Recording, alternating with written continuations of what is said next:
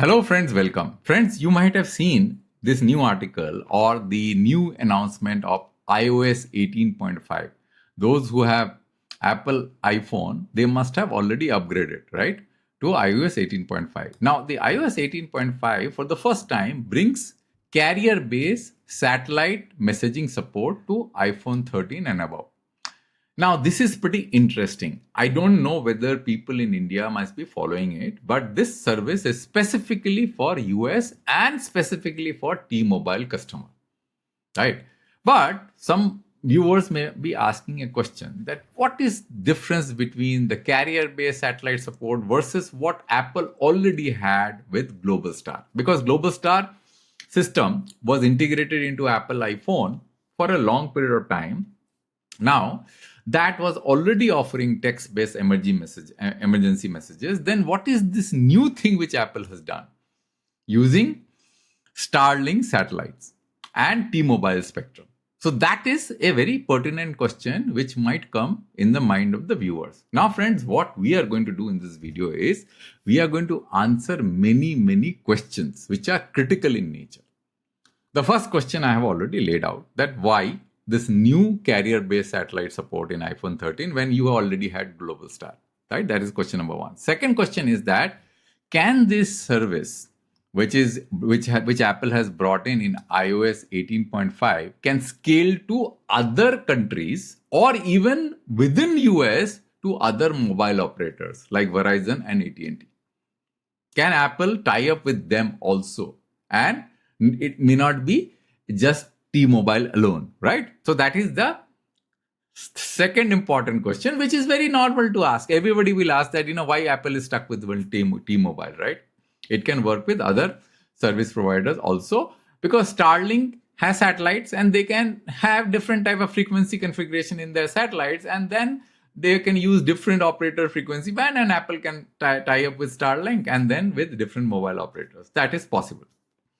Whether it is possible or not, we'll answer that question. And the third important thing is that what kind of regulatory challenges it brings to Starlink when they have started offering these services using T-Mobile spectrum on Apple iPhone.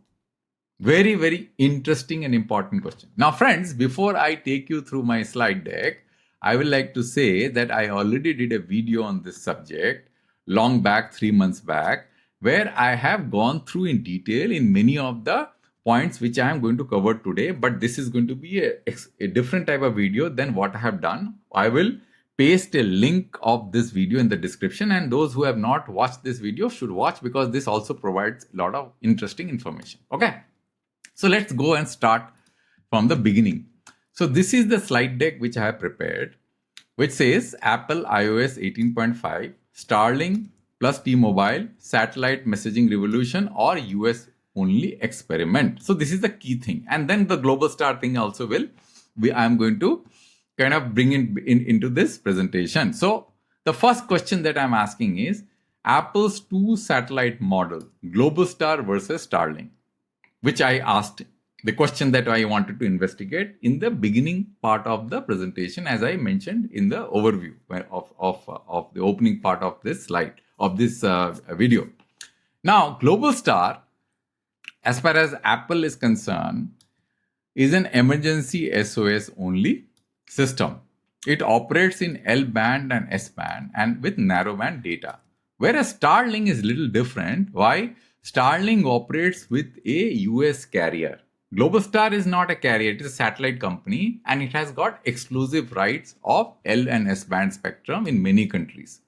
So therefore, it makes quite sense for Apple to work with Globalstar because then it can scale over many countries, right? But Starlink, when it starts, it is sending radio waves in T-Mobile spectrum, then Apple is stuck with T-Mobile spectrum band only, unless and until the T-Mobile spectrum band is there in other operators in other countries, which Starlink can leverage and Apple can leverage to provide similar services in other countries or not. We will look into that aspect also. So it is called direct to cell messaging. It is PCS band 1900, 2 into 5 megahertz of spectrum, which is much less compared to what Globalstar has. It is LTE compatible and it is real-time messaging, right? So this is LTE compatible. This is probably using a proprietary system. We have to look into that, right? So before I go to the next slide, friends, I am going to take you through my article which I wrote, where the map, the Globalstar frequency map, is clearly shown. So I'll just zoom in a little bit, and you'll see that this is the phone and this is the Globalstar satellite. I have pasted this from Globalstar's website. So you can see that L band is 1610 to 1621, roughly around 10 megahertz of spectrum, 11 megahertz of spectrum. And S band is from 2483.5 to 2500. It is, you can just do the subtraction. You can see that it is more than 15 megahertz of spectrum, right? So downlink is thicker, uplink is thinner, right?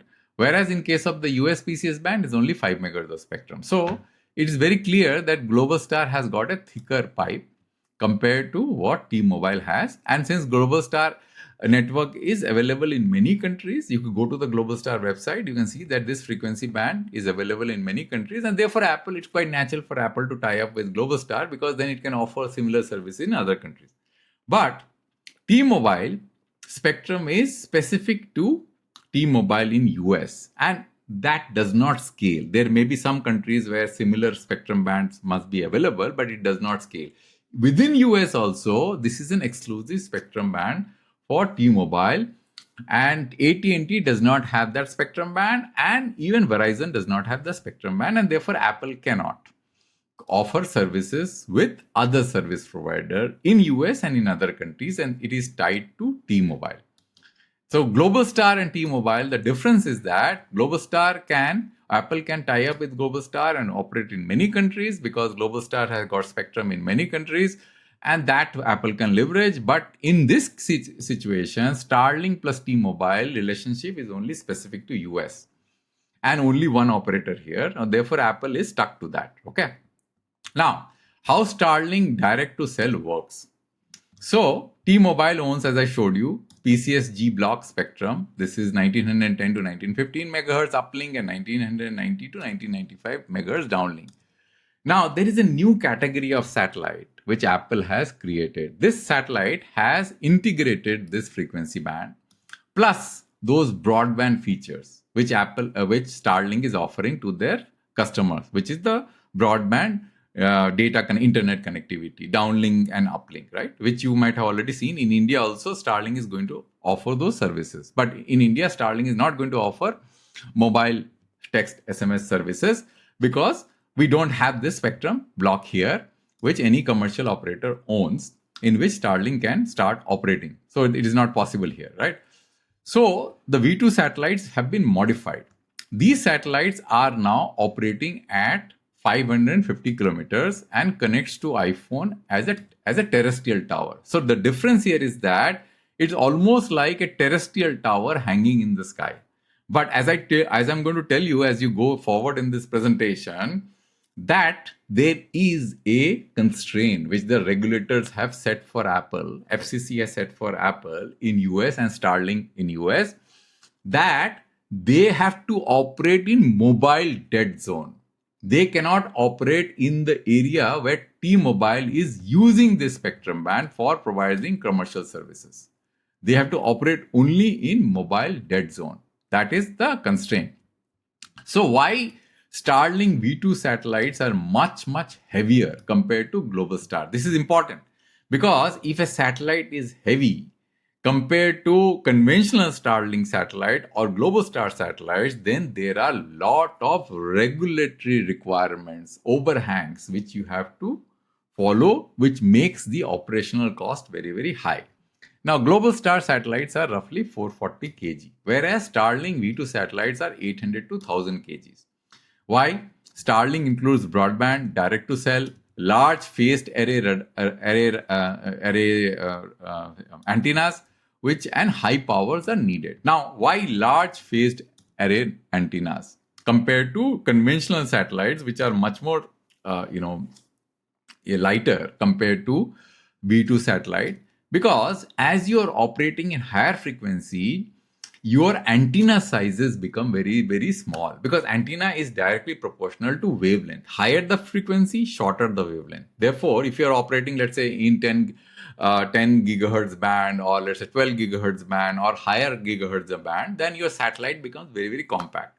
But if you're operating in PCS band, which is 1.9 gigahertz band, which is much, much lower compared to those high frequency band, then your antenna becomes very, very broad. You have to have a satellite which is capable of protruding out large antennas so that those signals can be received on cell phones which are located at the surface of the earth, because the antenna is directly proportional to wavelength. Shorter the lower the frequency, larger the wavelength. And the other problem that Starlink have, is these satellites are operating at a height of 550 kilometers compared to Globalstar at 1200 kilometers, and therefore these are more prone to getting dislocated, because there must be some thin atmosphere at this side, and therefore they require a lot of fuel to do orbital adjustment, right? So that is the another problem that they have. Now, regulatory hurdle of Starlink plus Apple plus T-Mobile. What are these? So FCC is one of the regulator which kind of mandates Starlink to use the terrestrial PCS band, right? So they will have to give the mandate. Then we have to work with FAA for re-entry approval. As I told you, that as the satellite becomes heavier, more than 800 kgs, then it will not burn out in the atmosphere. Lower weight satellites will burn out, so therefore there is no risk of those satellites hitting anybody on the ground. But these satellites are likely to hit anybody if they get loose, uncontrolled. So there is a greater obligation for Starlink to ensure that these satellites are properly managed and decommissioned. For that, they have to ensure that the controls in these satellites are properly set. Otherwise, these satellites will not get regulatory approval for orbital performance. Then we have got international ITU, right, for spectrum coordination, and the FCC basically mandates that these are going to operate only in dead zone. You can't operate these phones, or the satellite should not radiate in areas where already there is phone connectivity. Otherwise, there will be interference. Okay. So why Starlink V2 direct to cell won't scale outside US? The question that I raised. So I will answer this question. The PCS band is only used in North America. It needs MNO partnership. If the same band it does not exist with other service provider, and this is the only spectrum band configured in the Starlink satellite, then you have no other option but to work with T-Mobile. You can't work with Verizon or anybody else, or in other markets where this band does not exist, right? Therefore, it has got a lot of constraint, right?